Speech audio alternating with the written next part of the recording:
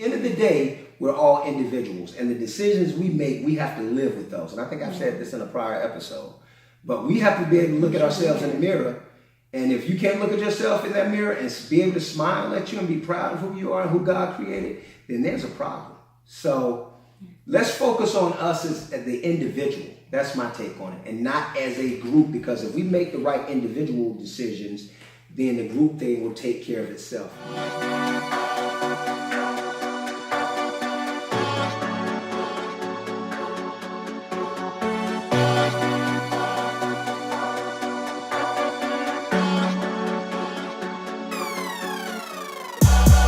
Bless this soil, bless this earth, blessed with rhymes fit forever. Controversial, I'm political, somewhat subliminal, philanthropic, non-conformist, so I'm criminal. I'm a criminal. Did you hurt me? Don't be scared, see. When it all goes down, I'll be there. There he is, IronE Singleton. Drop that load, pack your dreams, and fly high with me. Fly high with me. At the end of the day, we're all individuals, and the decisions we make, we have to live with those. And I think I've said this in a prior episode, but we have to be able to look at ourselves in the mirror. And if you can't look at yourself in that mirror and be able to smile at you and be proud of who you are and who God created, then there's a problem.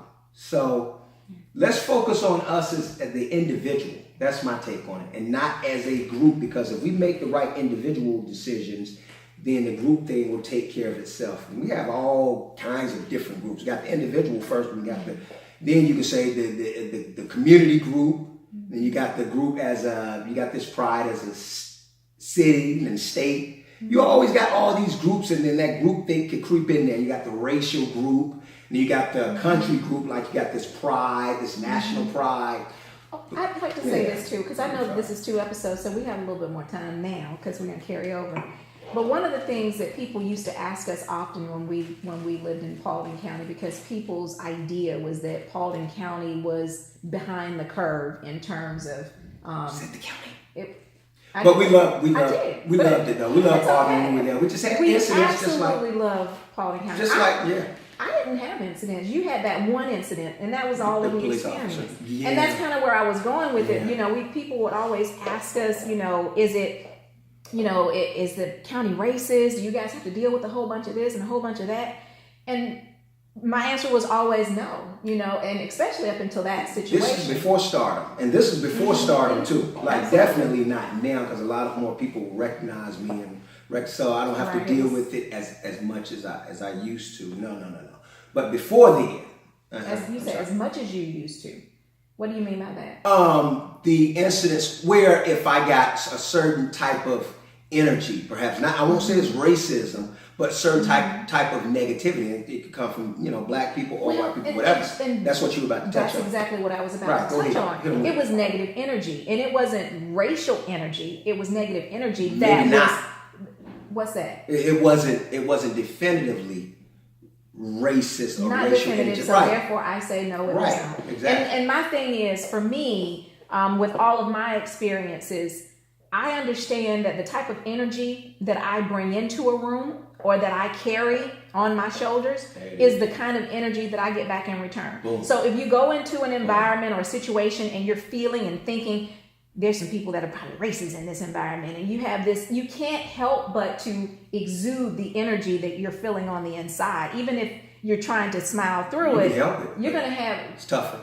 What did I just say? You said you can't help but to feel that energy?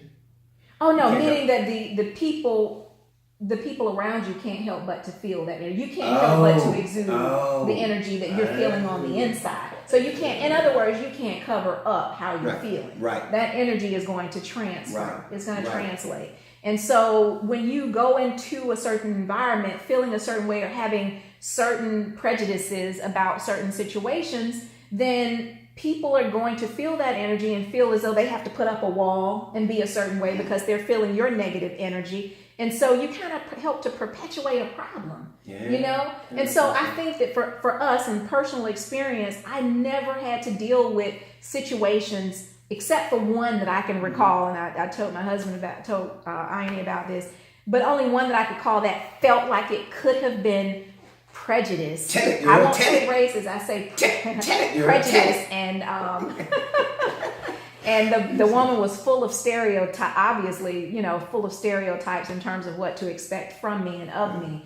But our energy was a certain way. We had positive energy, we had loving energy, and that's what we got in return. Yeah. And we didn't have situations like that, which is why it was so just mind-blowing and mind-boggling that he dealt with that one situation with that cop, which was isolated, but it could have happened anywhere. Right. It wasn't that was. I don't think that it was something specific to Paulding, because, like you said, when you even took the letter into the department and spoke to his superior, he was like, "What is this? This is not how I feel." So I dare him, to make this type of remark or this type of comment about who we are, what we stand for here in this county, because we're bigger and better than this. Well, I didn't take it into the department. I took it back to the movie theater, and and they were there. Some of the officers were there. I see. Yeah, man. It's really about you gotta work from inside out. It's inside out. Fix it it's inside within. out. The battle is within. And once you get rid of the feeling of a certain group or a certain situation is going to be a racist situation, or you're going to have to deal with putting up your guards because you already know, because you're going into a backwoods county, you already know what you're going to have to expect, because you might get a certain vibe when you drive down the streets. Having that energy, and I'm not saying to not be aware of your surroundings, but I'm saying to not be so quick to judge and so quick to throw labels on people and situations and environments, so that you create a certain energy that is then in turn returned, and it perpetuates this bigger problem that we're dealing with. And you said that it was odd that I got that type of treatment from the police officer, but at the same time, it was love that kept me from going to jail or getting killed that night or getting shot that night too. Yes, it was. It was the love I gave back that counted. What if I had matched his energy? I think he could have or would have taken it to another level. Another level. Absolutely. You know what I mean? And then you didn't mention how this gentleman. I didn't mention a lot of things. Right. This gentleman later on, you saw him in traffic, and he was like, "Mr. Singleton, hey, Mr. Singleton, how you doing?" And it was nothing but love and respect, utmost respect. Yeah. And a person giving that off can't be racist. A person, for me, giving that off has to be a person who is misled, misunderstands a certain culture, a certain environment, and not having himself taken pause to do better about getting to know someone or to deal with the situation respectfully, and to give each individual an opportunity to show and to prove himself worthy of their respect. But yes, ma'am. I agree with what you're saying. I only have one objection. Yes. So the person that gives that type of love, that type of energy, can't be racist, and I would disagree with that. I think that people can they can do a good job of covering up, but I think that it is an attempt to deal with maybe their racism, or that whatever it is in them, that hate or whatever, that got them to where, you know what, I'm going to start to make myself anew. I want to be better. Like that's something that's instilled, because to say that if an individual if hate was instilled in this person from day one all the way through for 20, 30 years of his life, then that person is a good chance that person will probably be racist. But so. but it can be dealt with. So. But go ahead. Go ahead and make your point. No, I was gonna say, and we differ here. Yeah, we did cut off there. We differ here on this point and this topic before. Yeah. I'm usually, but we're still married though. Yeah, we are. Right? I'm usually quick to suggest that someone has racist tendencies.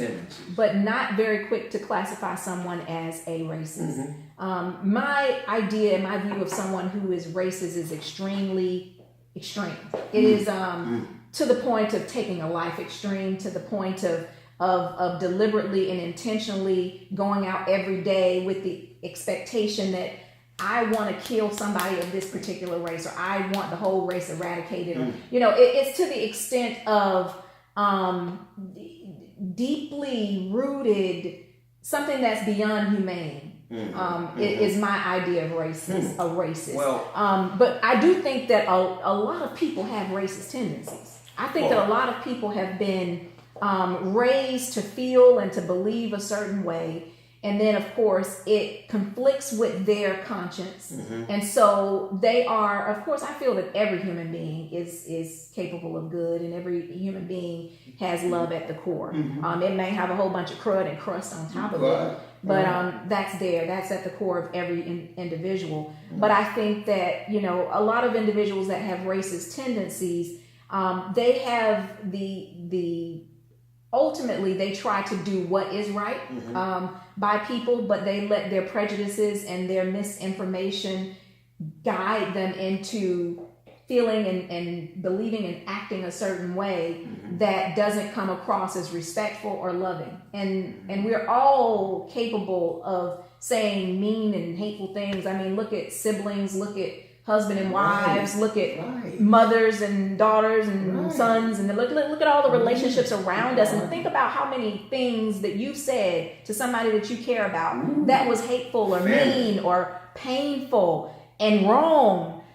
Do you classify that and lump that in a pot to say, this person is racist, because we're talking about race. Racist because they said, and I understand that there are certain types of things that we decided throughout our history and our understanding of what we've dealt with that's the big difference throughout our society that help us to identify what is racist or what identifies a person as having racist tendencies. But let's not be so quick to judge. Let's not be so quick to say that is what it is, because it could just be hatefulness. It could just be mean and bullying tendencies. You know what I mean? And so being that this individual was so quick to, when you were in the police department, and so quick to have a change of, you said you weren't at the police department. I keep getting that wrong. I was outside. You were outside of the movie theater. In the movie theater, when you had the second run-in with him, and then it ended in a hug and embrace and loving exchanges. The next day.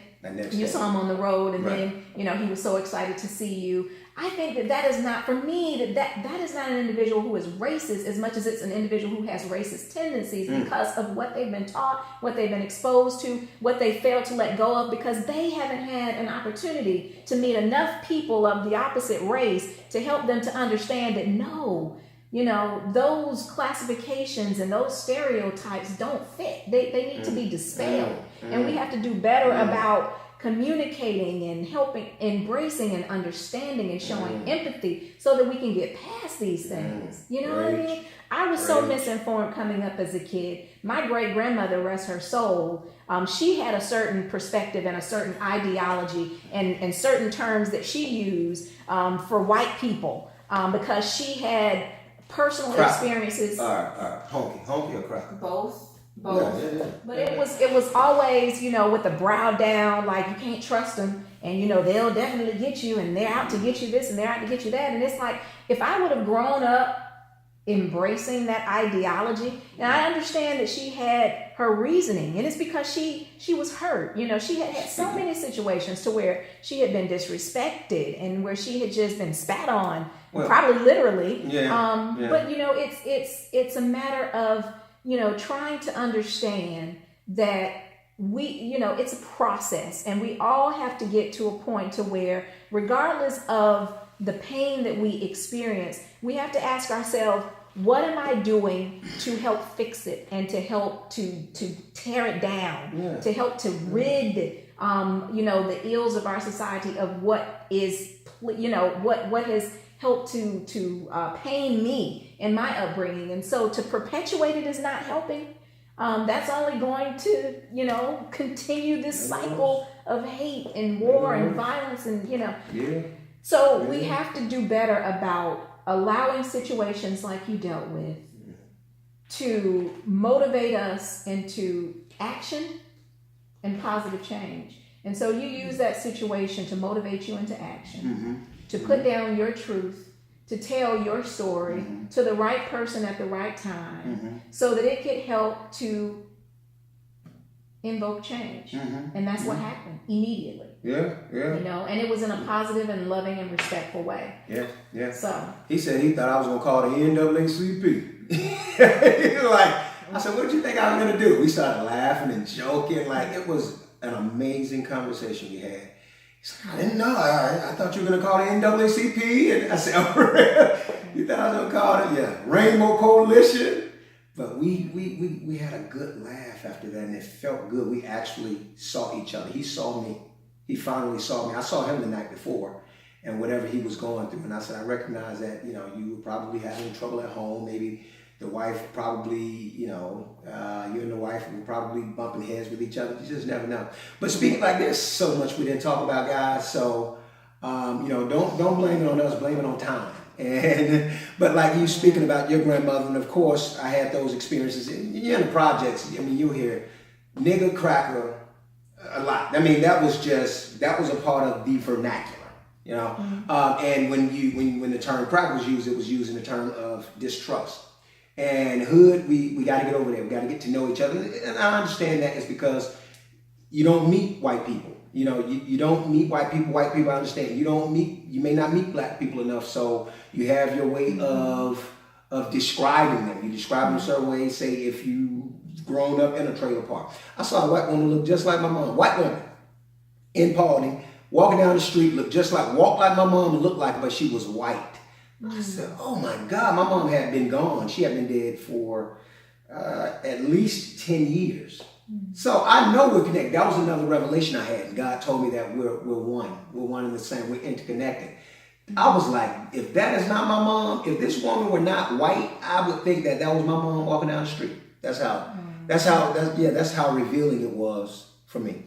But I talked, like you mentioned your grandmother. My grandmother, and I think you know, was raped by a white man and impregnated by a white man. This is in the 30s. And conceived, had a baby, and who went on to have many kids. And so from that situation, I have many cousins. I have many cousins because of that. So the history that's attached to race and racism, it makes it harder for people to deal with. And I think that's what, because like you said, a great point you made is that we have arguments with our relatives. And sometimes those arguments are rough arguments, and you say some stuff that's awful. And sometimes those relationships are irreparable, like you do irreparable damage. Right. But then maybe after 20 years, maybe folks will come back together and get together and work it out and deal with it. I think we got to, deal with race the same way we deal with that. We got to work through it. We got to get rid of labels. We got to get rid of labels. You know? Labels separate, labels divide. Labels make it very difficult to relate and to connect and to have empathy. Because if you can throw a label on something, you say, that person's not like me. You know, they're dealing with these issues and they're separate and they have a problem that is unreachable. Do you know what I mean? Mm-hmm. But if you tear down the labels, then it makes us all closer and more connected, and makes it more easy to understand, or makes it easier to understand how we do similar things. You know, we all do similar things under different circumstances. It just depends on the environment, the situation, the circumstances. But you know, we got a lot of deep history here in our country, and like you said, thank you for everybody, you know, that's abroad, that's riding this train with us. But we have a lot of things that we have to work on, and ultimately it starts from within. Mm-hmm. Yeah, so you know, the fixing process starts. So black people, let's forgive.